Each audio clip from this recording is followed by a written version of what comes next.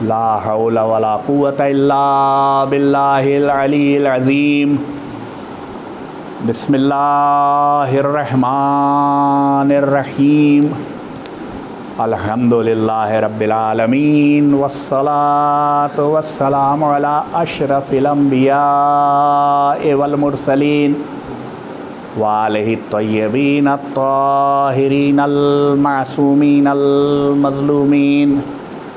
ولعنۃ اللہ علی اعدائہم اجمعین من یومنا ھذا الی یوم الدین۔ اما بعد فقد قال اللہ تبارک و تعالی فی کتابہ المبین وہو اصدق القائلین وقولہ الحق۔ بسم اللہ الرحمن الرحیم۔ تلک امۃ قد خلت لہا ما کسبت وَلَكُمْ مَا كَسَبْتُمْ وَلَا تُسْأَلُونَ عَمَّا كَانُوا يَعْمَلُونَ۔ صلوات۔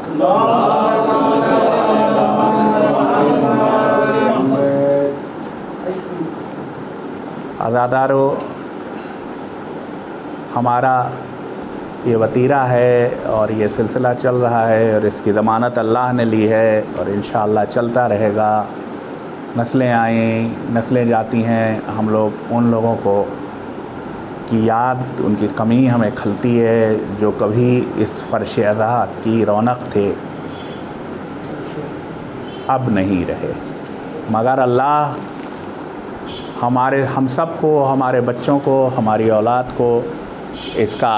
موقع فراہم کرے، اس کی توفیق عطا کرے کہ ہم اس کو اسی طرح سے قائم رکھیں اور یہ قائم و دائم رہے سلسلہ جیسا تھا، بلکہ اس سے روز افزوں ترقی کرتا جائے، بہتر سے بہتر ہوتا جائے۔ ماتم کی صدا اور اس سے بھی بڑھ کے فیض امام حسین علیہ السلام میں کربلا کے سے جو درس ہمیں ملتا ہے اور جو پیغام محمدی کو سمجھنے کا تھوڑا سا موقع ملتا ہے، ہم بڑی خوش قسمت قوم ہے کہ مولا ایسا انتظام کر گئے کہ یہ فرش بچھتا ہے اور ہم یہاں بیٹھتے ہیں اور ہمارے بچوں کے ذہن میں کچھ فہم قرآن، ادراک قرآن، پیغام کیا تھا اس کے بارے میں گفتگو ہوا کرتی ہے۔ اور ویسے ہی میں چونکہ اس وقت ممبر پر بیٹھنے کی جسارت کر رہا ہوں تو میں اپنے تئیں یہ سمجھتا ہوں کہ یہ ذمہ داری بنتی ہے کہ اس سلسلے میں گفتگو کی جاتی رہے۔ ممکن ہے کہ گفتگو تھوڑی سی خشک ہو جائے، ڈرائی ہو جائے، جو عام طور کے اوپر لوگوں کا کہنا ہے، بہت سے میرے مخلصین، میرے بزرگوں سب کا، کہ میری گفتگو جو انہوں نے جو بھی سنی ہے وہ اکثر خشک اور ڈرائی ہو جاتی ہے، اور بہت کھل کر کے لوگوں نے اس بات کا مشورہ دیا کہ چاہیے ہم کو کہ اگر کامیاب خطابت کرنا ہے تو یہ طرز اختیار کرنا چاہیے کہ تھوڑی گل و بلبل بھی ہو، تھوڑی چاشنی بھی ہو، تھوڑی واہ واہ سبحان اللہ بھی ہو، اور اس کے ساتھ ساتھ کبھی رلائیے، کبھی ہنسائیے، کبھی جو وہ جذبات ہیں ہمارے اس کو آپ برانگیختہ کیجئے تو مجمع پوری طرح آتا ہے۔ میں ہاتھ جوڑ کے عرض کرتا ہوں کہ ہو سکتا ہے، ممکن ہے، مجھے مجمع نہیں چاہیے، مجھے واہ واہ سبحان اللہ نہیں چاہیے، مجھے کوئی پاپولیرٹی نہیں چاہیے۔ میں صرف جب یہاں بیٹھ جاتا ہوں تو میں یہ سوچتا ہوں کہ کچھ چیزیں، اس لیے کہ کلام پاک، اللہ کی کتاب، ظاہر ہے مسلمان معجزہ ہے ایک، جہاں بہت سارے معجزے ہیں، ان میں سے بہت بڑے معجزوں میں سے یہ معجزہ ہے کہ یہ حرف بحرف، نقطہ بنقطہ موجود ہے آج اس کا متن، تو یہ معجزہ ہے، ہر گھر میں ہے، ہر شخص کے پاس ہے، اس کو پڑھنا ثواب ہے۔ کون مسلمان ایسا ہے جو اس کو کی عزت نہیں کرتا؟ کون مسلمان ایسا ہے جس نے اس کی قرأت نہیں کی ہو؟ زیادہ تر کم لوگ ہوں گے جنہوں نے نہیں کی ہو، اور نہیں تو رمضان میں ایک میں بہت سے لوگ 3 بار 4 بار 5 بار، کچھ لوگ کم سے کم، بعض حضرات 10 بار، اور کچھ نہیں تو کم سے کم 1 بار تو تلاوت کا شرف حاصل کرتے ہی ہیں۔ مگر سوال یہ ہے کہ مریض کی شفا کے لیے ڈاکٹر نے ایک نسخہ لکھ کے بھیج دیا، ہم وہ نسخہ لے کے، مریض جو ہے وہ نسخہ لے کے بیٹھ جاتا ہے، ٹوپی ووپی پہن کے بیٹھ جاتا ہے، دوزانو ہو کے بیٹھ جاتا ہے، اور اس کو اوپر سے نیچے تک پڑھتا چلا جاتا ہے، مریض کو شفا ہوگی؟ نہیں ہوگی۔ جب تک وہ دوائیں استعمال نہیں کرے گا جو معالج نے اس نسخے میں لکھی ہیں، جب تک وہ پرہیز نہیں کرے گا جو معالج نے اس کو بتائے ہیں۔ صلوات بھیجیں محمد۔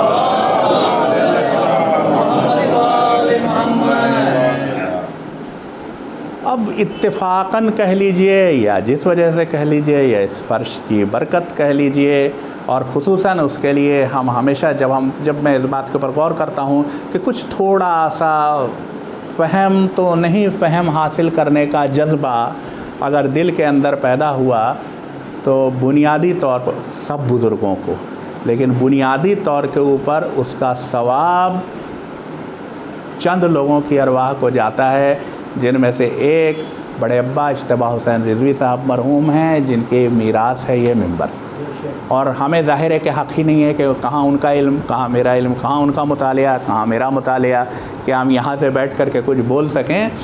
لیکن جو بیج پڑے ہیں بنیادی، جن سے پھر دوسری طرح کے وہ مجلسوں میں، یہی میری جگہ ہوا کرتی تھی، ہم اور ریحان بھیا یہاں چھوٹے چھوٹے تھے تو یہاں پہ بیٹھا کرتے تھے اور ان کی جو باتیں سنتے تھے، ان میں سے بہت سے بنیادی، جس کو کہا تھا کنسیپٹ، بالکل بنیاد کے پتھر، وہ ان کے چھوٹے چھوٹے جملوں نے ڈالے ہیں۔ والد محترم میرے بالکل ٹھیک ہے، مرتضیٰ بھیا کے مرثیے، جنہوں نے بڑے بڑے فلسفیانہ مسائل جو آج کے زمانے میں بڑے زیر بحث ہیں، ان مسائل کو اس خوبصورتی سے بیان کر گئے وہ کہ ان کی ایک بچے تھے، سمجھ میں تو آتا نہیں تھا، سیدھی بات ہے، آج بھی نہیں سمجھ میں آتا ہے بہت کچھ اس میں سے، لیکن پھر بھی ذہن میں ایک تحریک پیدا ہوئی کہ ایسا بھی کچھ ہے نا، ایک تحریک۔ مثلا ان کا جو مرثیہ شعلہ جوالہ جو حضرت علی اکبر علیہ السلام کی شان میں ہے، اس کے جو شروع کے بند ہیں، ان سے ایک پوری ترتیب کائنات کی تخلیق سے لے کر کے اور کربلا تک، یا یوں کہیں کہ انسان کامل کی نمود تک جو چیز پہنچتی ہے، وہ پیغام اس میں پہنچتا ہے، اور وہ فکر کا ایک سلسلہ پیدا ہوتا ہے کہ ہاں ایسے بھی سوچا جا سکتا ہے۔ نقی چچا مرحوم، جو انہوں نے محبت کا بیج، جو عشق جو جھلکتا تھا ان کی باتوں میں، تو عشق اگر عاشق کس کو کہا جاتا ہے دیکھنا ہو تو وہ نقی چچا کے تقریر جب وہ کرتے تھے تو اس سے اس وقت ظاہر ہوتا تھا ان کے انداز سے۔ تو یہی چیزیں ہیں کہ جو کھینچ کے انگریزی کا جو لفظ ہے نوسٹالجیا، اپنے گھر کی طرف، اپنی یادوں کی طرف، اپنے وطن کی طرف پلٹ جانے کا، تو پلٹتا ہے۔ صلوات بھیجیں محمد۔ تو لہٰذا معاف کیجیے گا، میں پھر خشک گفتار تھوڑی سی کروں گا، میں خشک گفتار کروں گا، امید کرتا ہوں کہ آپ لوگ اس کو برداشت کریں گے، اور دعا کرتا ہوں کہ جیسے ان بزرگوں سے کچھ بیج ہم تک پہنچ گئے، شاید اس میں میرا کچھ نہیں ہے، انہی میں کا کچھ میں منتقل کر سکوں اب جو نئی نسل ہے اس کے ذہنوں میں، تاکہ کل کو وہ بھی سوچنے کی صلاحیت پیدا کرے، سوچے سمجھے، عقل تفہیم کرے اور عمل کرے، تو یہ بات پیدا ہو سکے اس میں۔ تو جس آیہ مبارکہ کی تلاوت کا شرف میں نے آپ کے سامنے حاصل کیا، وہ سورہ بقرہ کی 134ویں آیت ہے۔ رواں ترجمہ کچھ اس طرح سے کیا جا سکتا ہے کہ یہ ایک امت ہے، یہ وہ نہیں، یہ عربی میں دو لفظ استعمال ہوتے ہیں، ہر زبان میں ہوتے ہیں، تلکا معنی یہ، ذالکا معنی وہ، جب اشارہ کری آئیے تشریف لائیے مولانا۔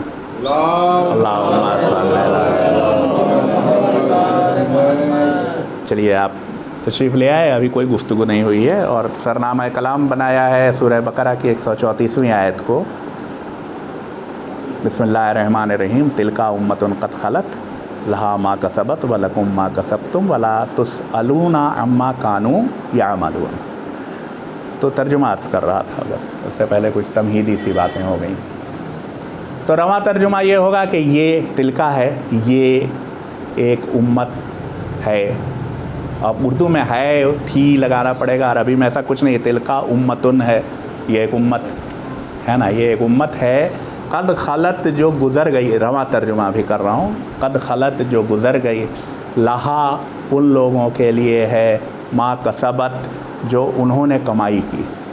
کسب کرنا ہے یعنی کمائی کرنا ہے. تو واٹ ایور دے ارنڈ، جو انہوں نے ارن کیا وہ ان کا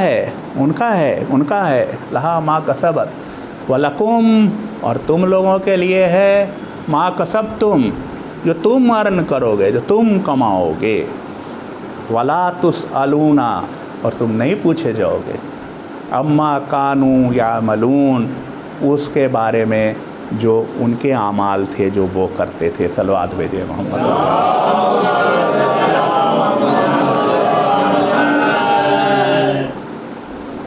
یہ بات کس ضمن میں آئی ہے؟ حضرت ابراہیم کا سلسلہ شروع ہوا ہے، یہ مشہور و معروف آیت انی جاعلک للناس اماما والی سے، وہاں سے سلسلہ شروع ہوا ہے حضرت ابراہیم کا کہ انہوں نے دعا کی کہ ہے نا. تو جب انہوں نے وہ کامیاب ہو گئے کچھ کلمے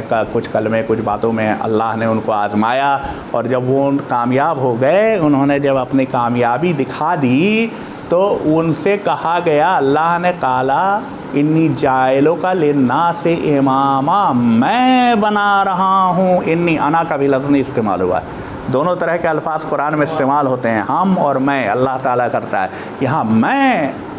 فرسٹ پرسن سنگولر نمبر، میں اللہ تعالیٰ بذات خود بنفس نفیس جاعلکا، تجھے بناتا ہے للناس، انسانوں کے لیے امام. رمضان میں تھوڑی سی گفتگو ہوئی تھی مسجد کے اوپر، تو میں نے یہ بات عرض کی تھی کہ صاف ظاہر ہے کہ نبی عالی مرتبت کو، خلیل کو، ابو ذبیح کو، نمرود کی آگ سے کامیاب نکل آنے والے کو،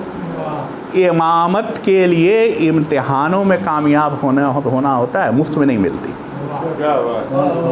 مفت میں امامت نہیں ملتی ہے. پہلی بات بہت صاف ہوتی ہے. دوسری بات یہ ہوتی ہے کہ اگر نبوت کا درجہ اعلیٰ ہوتا اور امامت کا پست ہوتا تو یہ کیا آپ مطلب امتحان میں کامیاب ہونے کے بعد ابراہیم کو ڈیموٹ کر رہے ہیں کیا؟ یہ نہیں ممکن ہے. امتحان میں کامیاب ہونے کے بعد پروموٹ کیا جاتا ہے، اوپر لے جایا جاتا ہے. اس لیے ظاہر ہے کہ ابراہیم جس عہدے پر تھے اس عہدے سے بلند تر عہدہ ہے امامت کا، کہ جو اللہ ان کو امتحان میں کامیابی پر خوش ہو کے بطور انعام، یا یہ کہ امتحان میں کامیاب جس لیے انسان ہوتا ہے، لوگ جاتے ہیں، بچے جاتے ہیں IAS کا امتحان دینے کے لیے، کچھ زیادہ تر ناکام ہو جاتے ہیں، کچھ تھوڑے سے کامیاب ہو جاتے ہیں. تو جو کامیاب ہو جاتے ہیں وہ جس چیز کے لیے گئے تھے وہ ان کو مل جاتی ہے، وہ IAS بنا دیے جاتے ہیں. صلوات بھیجیں محمد والے.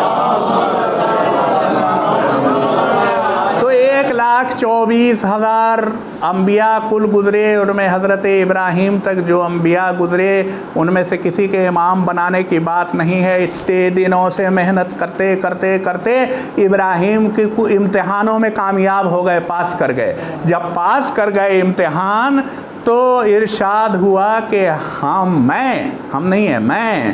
تجھے انسانوں کا امام بنا رہا ہوں. صلوات بھیجیں محمد علیہ محمد. دو باتیں ہوئیں، یعنی انسانوں کا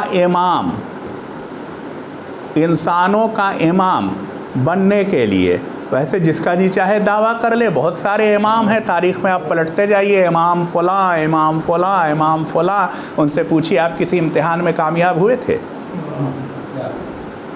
ابراہیم کی طرح سے کسی امتحان میں کامیاب ہوئے تھے؟ اگر نہیں ہوئے تھے تو آپ امام کیسے ہو سکتا ہے؟ اب ویسے تو امام جیسے تسبیح میں امام ہوتا ہے جس کو جو اوپر والا دانا ہوتا ہے، ہمارے ہاں نماز جمعہ و جماعت کی پیش نماز ہیں جناب حضور، تو آپ اس کے نماز جمعہ کے امام ہیں، مگر للناس امامہ نہیں ہو سکتا کوئی امتحان پاس کیے بغیر. اس کے لیے نبی عالی مرتبت کو بھی امتحان پاس کرنے ہوتے ہیں. صلوات بھیجیں. اتنی آسانی سے مت کہہ دیجئے گا کہ الناس کا امام ہو گیا کوئی، نہیں ہو سکتا، امپاسبل. ایک آخری بات جو اس آیت سے بہت خوبصورت نکلتی ہے، انی جاعلکا، میں بنا رہا ہوں. پرسنل اختیار ہے، اللہ تعالیٰ کا پرسنل اختیار ہے امام بنا دینا. دوسرے کوئی صاحب امام نہیں بنا سکتے. صلوات بھیجیں محمد والے محمد. دوسری ساری دنیا مل جائے کہے کہ یہ صاحب امام ہیں، قرآن ماننے تیار نہیں ہوگا، آپ کہیے امام ساری دنیا مل کے کہے کیا فرق پڑتا ہے، اللہ کا انکار ساری دنیا مل کے کر دے کیا فرق پڑتا ہے، کوئی فرق نہیں پڑتا ہے۔ اسی طرح سے ساری دنیا مل کے کسی کو امام معین کر دے کہ ہم ان کو امام کہتے ہیں، یہ امام ہیں، تو قرآن کے میرے حقیر سے دلیل کے مطابق لفظ انی جاعلوں کا بتاتا ہے کہ یہ حق صرف اور صرف یہ پریروگیٹو ایکسکلوسیولی اللہ کا ہے اور کسی کا نہیں ہے۔ صلوات بھیجے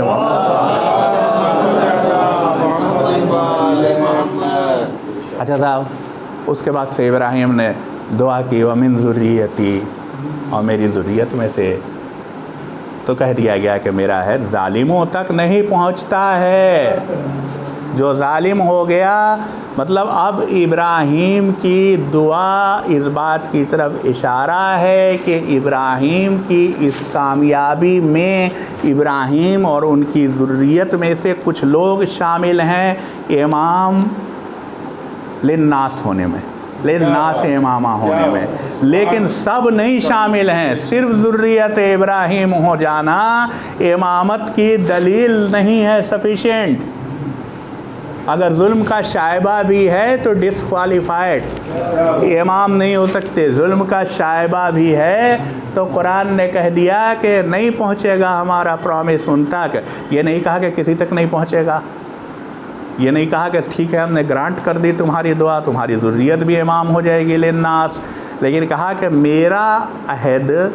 ظالموں تک نہیں پہنچے گا، تو ظلم کا شائبہ بھی ہو تو وہ امام نہیں ہے۔ صلوات بھیجے محمد۔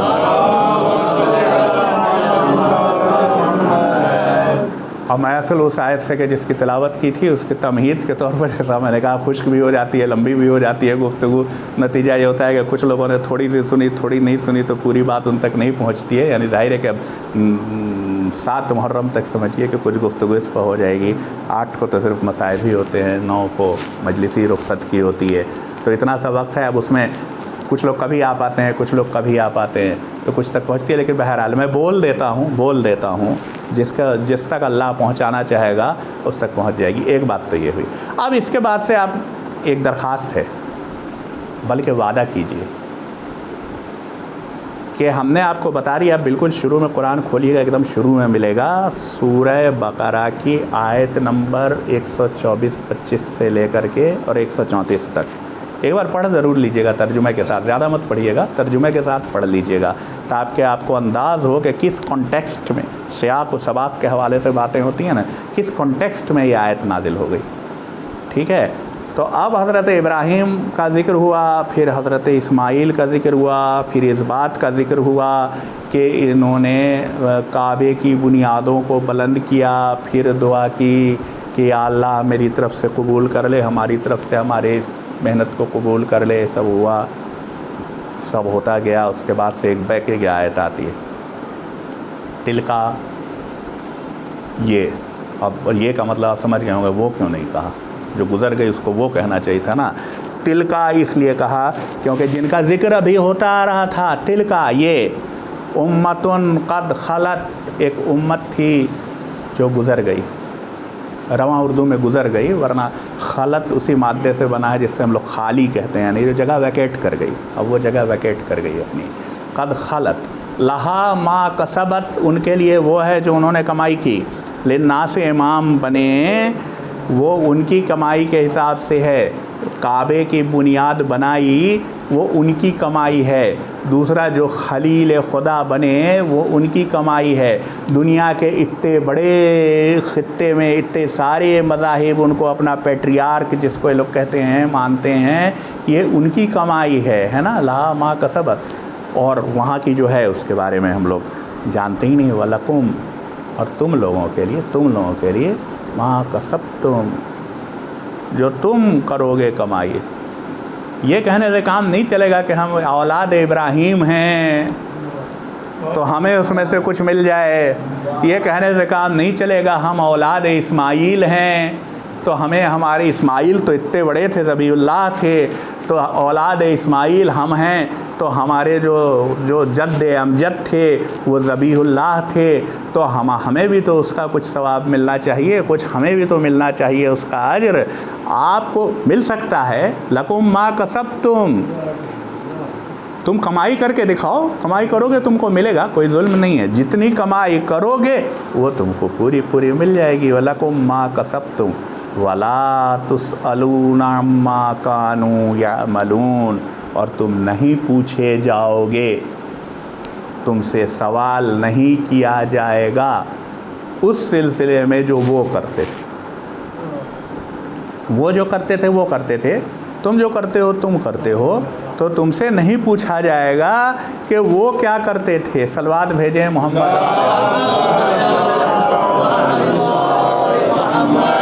کچھ تفاسیر میں یہ بات آئی ہے کہ یہ اس آیت کی شان نزول یہ ہے کہ یہودی جب عاجز آ جاتے تھے، یعنی پہلے ظاہر ہے کہ مدینے میں ہجرت کے بعد سے بنیادی طور کے اوپر جو امت کا تصور رسول اللہ نے پیش کیا تھا، اس میں سارے کے سارے ابراہیمی مذاہب کے ماننے والے تھے، اور الگ جو مدینے کا جو چارٹر جس کو کہا جاتا ہے میثاق،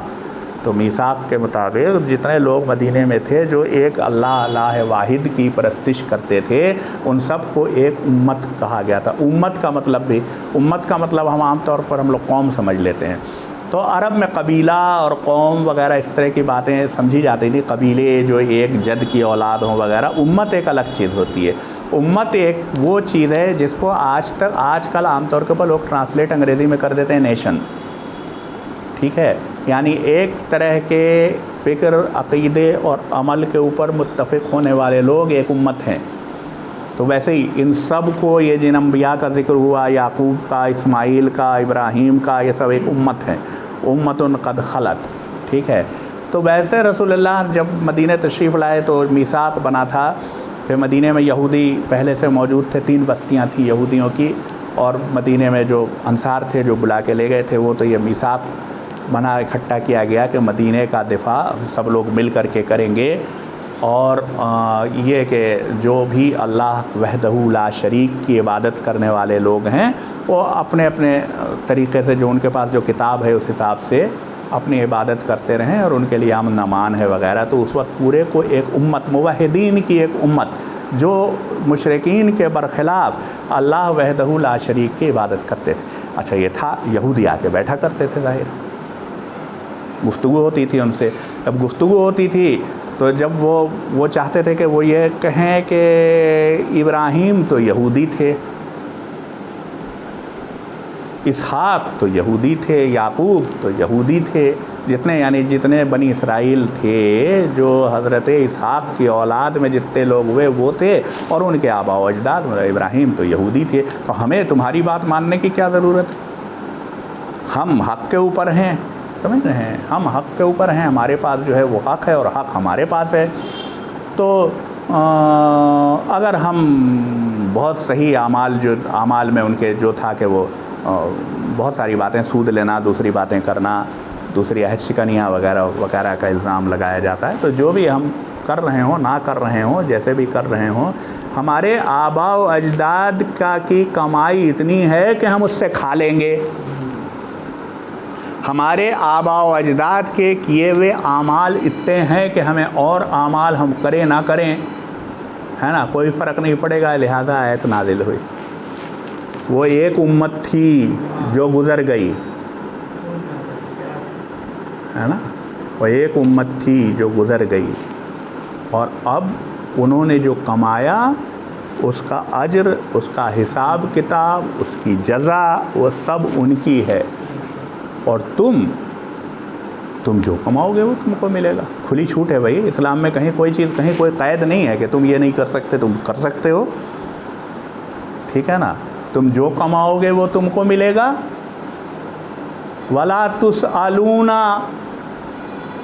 اور تم نہیں پوچھے جاؤ گے، سیدھا سیدھا ترجمہ یہی ہوتا ہے، تم نہیں پوچھے جاؤ گے۔ وَلَا تُسْأَلُونَ عَمَّا كَانُوا يَعْمَلُونَ، اس سلسلے میں جو وہ عمل کیا کرتے تھے۔ صلوات بھیجیں محمد۔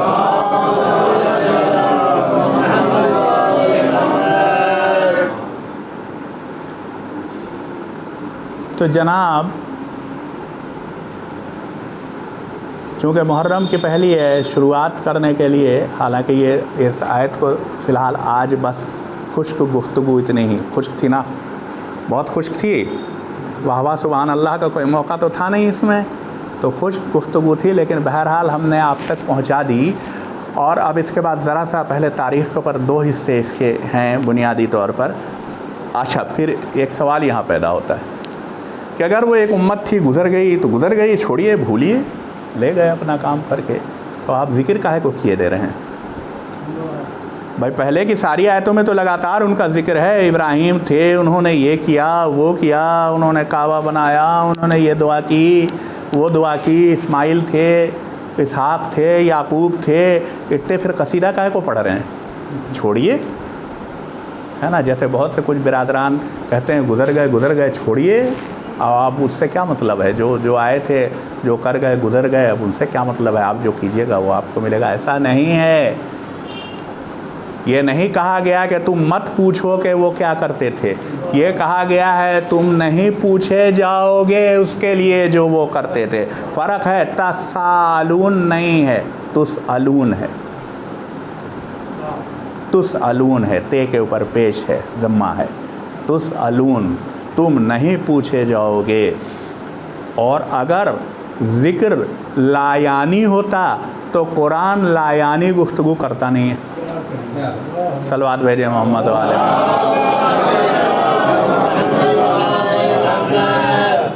یعنی بزرگوں کو یاد رکھنا ضروری ہے، ورنہ تم عمل ہی نہیں کر پاؤ گے جو وہ کسب کرتے تھے اس سے میں، اور تمہارے کسب کرنے میں بہت زمین آسمان کا فرق ہو جائے گا، تم کر ہی نہیں پاؤ گے۔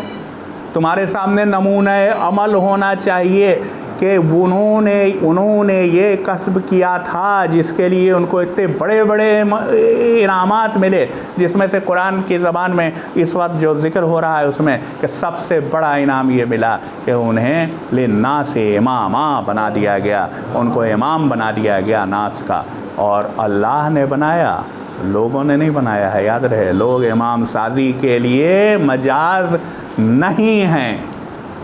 کوئی بھی شخص یا تمام اشخاص مل جائیں دنیا کے، ان کو حق نہیں ہے کہ وہ امام بنا دیں، ٹھیک ہے نا؟ تو اللہ نے بنایا، تو یہ سب کچھ ملا۔ اب اس کا ذکر کیا لمبا، مطلب آپ کلام پاک کھول کے اور وقت ہو جائے گا، نہیں تو عام طور پہ میں وہ اس پر پچھلے برسوں میں، اور ہو سکتا ہے موقع ملا تو 1-2 آیتیں پہلے کی پڑھوں گا بھی، تو 2.5 پیج کے قریب یہاں اس کلام پاک میں اس کے اوپر، اس گفتگو کے اوپر گزرے ہیں اس سے پہلے۔ تو کاہے کو بھائی آپ اتنا ذکر کاہے کو کر رہے ہیں اتنے لخلخے سے کہ وہ ابراہیم تھے، ہے نا، وہ ہمارے بہت چہیتے بندے تھے، وہ ایسے تھے، وہ ویسے تھے؟ یہ یاد دلانے کے لیے کہ بزرگوں کے قصے یاد رکھنا ضروری ہے۔ صلوات بھیجیں محمد والے محمد۔ جب بزرگوں کے قصے، لیکن چتا یہ دیا گیا کہ یہ سوچ کے کہ ہمارے بزرگ تو اتنے اعلیٰ تھے، ہم بھی اعلیٰ ہو گئے اور ہم بھی ان کے حقدار ہو گئے ان کی کمائی کے، اس غلط فہمی میں مت رہنا۔ یہ دیکھو کہ وہ کیا تھے اور خود آپ ان کے نقش قدم کے اوپر چلنے کی کوشش کرو، اپنی کمائی کرو۔ صلوات بھیجیں محمد۔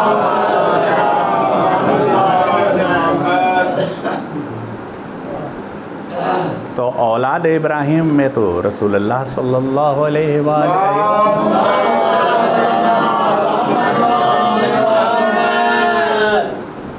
ان کا چچا ابو جہل بھی ہے، کسی اور کے اولاد میں تھوڑی ہے، وہی حضرت اسماعیل کی اولاد میں، دونوں۔ ابو لہب بھی ہے، ابو سفیان بھی ہیں، اور ان کی اولاد بھی ہے، علی بھی ہیں، معاویہ بھی، حسین بھی ہیں، یزید بھی، دونوں اولاد ابراہیم ہیں کہ نہیں ہیں؟ قریش اسی پر فخر کرتے ہیں کہ وہ اولاد اسماعیل ہیں، اور یہی مطلب بحثی چپقلش مدینے کے یہودیوں سے ہے کہ وہ کہتے ہیں کہ نہیں، اولاد اسماعیل ہونے سے وہ فضیلت نہیں ملے گی، ہم اولاد اسحاق ہیں، ہم اصل میں وہ جو خالص والی اولاد جو کہی جاتی ہے ہمارے ہاں، مطلب نسلی بالکل وہ ہم ہیں ابراہیم کی، آپ تو اسماعیل کے اولاد ہیں، اور اسماعیل تو انہوں نے بعد میں عقد کر لیا تھا، اور وہ حضرت سارہ کی کنیز تھیں تو ان کے بطن سے تھے وغیرہ، وہ کیا کرتے تھے، اسی سب میں کہ یہ سب چکروں میں نہ پڑو۔ مگر اب اولاد ابراہیم اور اولاد اسماعیل دونوں ہونے کی حیثیت کی خصوصیت آپ ان متصادم گروہوں میں کہ جو رسول اللہ صلی اللہ علیہ وآلہ وسلم کی بعثت سے دکھائی دینا شروع ہوتے ہیں، اور آج جس واقعے کی ہم یاد منانے کے لیے بیٹھے ہیں، کربلا میں جا کے اپنے نقطۂ عروج پر پہنچتے ہیں، وہ اقتضاد جہاں دکھائی دیتا ہے، تو کوئی دو لوگوں کے نسلوں میں تھوڑی ایک نسل فرعون ہوتی، ایک نسل موسیٰ ہوتی تو ہمیں کوئی زیادہ پریشانی نہیں ہوتی کہ یہ تو بھائی نسلاً در نسلاً بعد نسلاً ہوتا آیا ہے، وہ فرعون کے بچے ہیں، یہ موسیٰ کے اولاد ہیں، وہ یہ نمرود کی اولاد ہیں، وہ ابراہیم کی اولاد ہیں، ایسا کچھ ہوتا اولاد نسلی طور پر سلبی طور پر، تو ہم یہ سوچتے ایسا کچھ ہے ہی نہیں، وہ بھی ابراہیم کی اولاد، وہ بھی اسماعیل کی اولاد، وہ بھی ابراہیم کی اولاد، وہ بھی اسماعیل کی اولاد، سلب کے طور کے اوپر، خاندانی طور کے اوپر، مگر دونوں میں زمین آسمان کا فرق۔ اس لیے ایک بات اور بہت واضح ہو جاتی ہے کہ فرعونیت، نمرودیت، موسائی، کلیمی، ابراہیمی، خلیلی، اسماعیلی، یہ صفات نسلیں منتخب ضرور ہوئی ہیں، مگر ان میں سے ہر ایک کو برابر سے نہیں ملتے۔ ہر نسل میں فرعون بھی پیدا ہو جاتے ہیں، اور ہر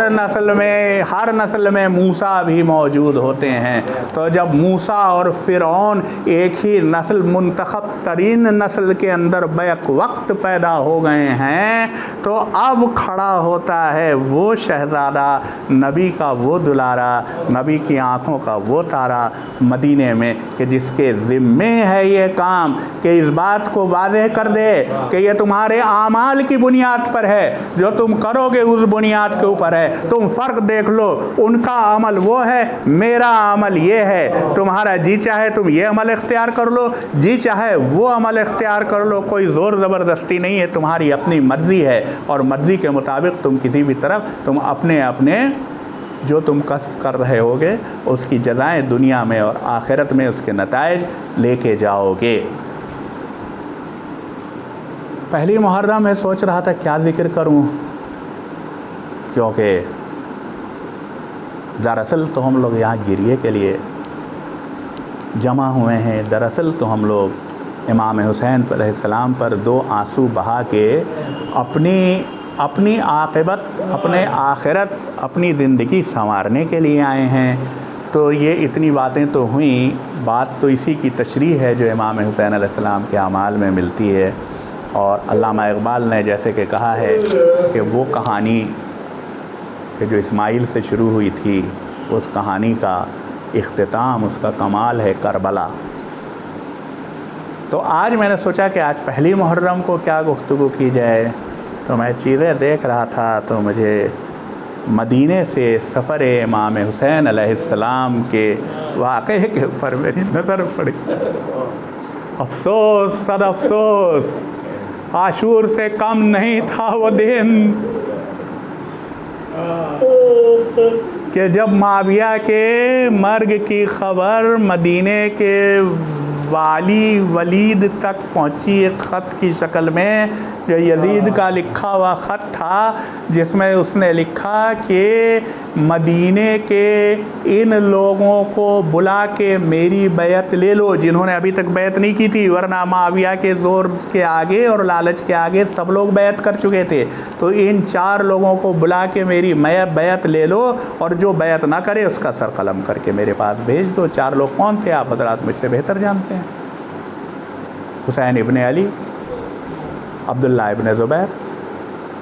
عبداللہ ابن عمر، اور عبد الرحمن ابن ابو بکر۔ یزید کو خوف یہ تھا کہ یہ سب لوگ پہلے کے اپنے باپ دادا کی فضیلت، اپنے باپ کی فضیلت کی وجہ سے دعوے دار خلافت ہوں گے اور میرے لیے مشکل کا باعث بنیں گے، مشکل کھڑی ہوگی، لوگ ان کے چاروں طرف ہو سکتا ہے جمع ہو جائیں۔ کہتے ہیں جہاں میں پڑھ رہا تھا کہ سفر معاف کیجیے گا رجب کے 3 دن بچے تھے، یہی لکھا ہے، لفظ یہی استعمال ہوا ہے، تاریخ نہیں۔ رجب کے 3 دن بچے تھے کہ یہ چاروں مسجد میں مدینے میں موجود تھے کہ جب کہ ولید کو یہ خط ملا، اس نے مروان کو بلایا اور مروان سے بلا کے کہا کہ بتا کیا کہتا ہے اس میں، تو اس نے کہا کہ فوراً بلاؤ اور فوراً بیعت لے لو ان لوگوں سے۔ تو اس نے اپنے قاصد کو بھیجا، قاصد کا نام بھی عمر ابن عثمان، ہم نے پڑھا عمر ابن عثمان نام تھا، قاصد کو بھیجا۔ تو اس نے آ کے کہا کہ ولید آپ لوگوں کو بلا رہا ہے، چاروں اکٹھے ہی مل گئے اس کو۔ تو یہ نہیں عبد الرحمن تھے، نہیں شاید، بہرحال عبد الرحمن شاید نہیں تھے، معاف کیجیے گا، میں دیکھ کے چیک کر کے بتا دوں گا، ہو سکتا ہے مجھے غلطی ہو رہی ہے۔ تو آپ لوگوں کو بلا رہا ہے، تو امام حسین علیہ السلام نے کہا کہ چلو میں گھر جاؤں گا، اور گھر جانے کے بعد سے میں ولید کے پاس، ولید کے یہاں آتا ہوں۔ وہ چلا گیا۔ تب ان لوگوں نے پوچھا کہ کیا بات ہو سکتی ہے، آپ کیا سوچتے ہیں، یہ عجیب وقت ہے، اس وقت رات کے وقت میں ولید نے کیوں بلایا ہے؟ امام حسین علیہ السلام نے فرمایا کہ مجھے گمان ہے کہ معاویہ رخصت ہو گیا اور اس نے اب یزید کی بیعت ہم لوگوں سے لینے کے لیے ہمیں بلایا ہے۔ عبداللہ ابن زبیر نے کہا میں ہرگز بیعت نہیں کروں گا، اٹھ کے چلے گئے۔ کہا آپ کیا کریں گے؟ انہوں نے کہا کہ جانا کوئی ہیلا نہیں ہے، کہ کوئی وجہ نہیں بنتی ہے کہ اس نے بلایا ہے اور میں نہ جاؤں، میں جاؤں گا ضرور اس سے ملنے کے لیے۔ اس کے بعد سے آپ سب واقعات آپ حضرات کے سامنے ہیں، صرف ذرا ذہنوں کو تازہ کرنے کے لیے شروعات جہاں سے کربلا کی ہو رہی ہے کہ امام حسین السلام تشریف لے جاتے ہیں در دولت کی طرف، اور 30 جوانان بنی ہاشم کو طلب کرتے ہیں اور ان سے کہتے ہیں کہ اپنے اپنے اسلحے اپنے جسموں پر سجا لو، ولید نے مجھے اس وقت بلایا ہے، میں اس سے ملنے کے لیے جا رہا ہوں، تم لوگ چلو،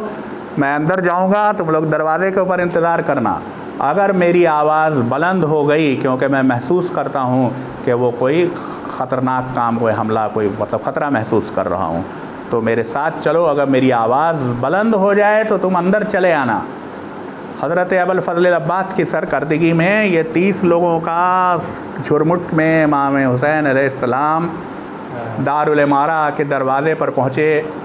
دارالامارہ میں داخل ہوئے، انہوں نے دیکھا کہ ولید کے ساتھ ساتھ مروان بھی بیٹھا ہوا ہے۔ امام حسین علیہ السلام نے خود تشریف رکھی، بیٹھ گئے،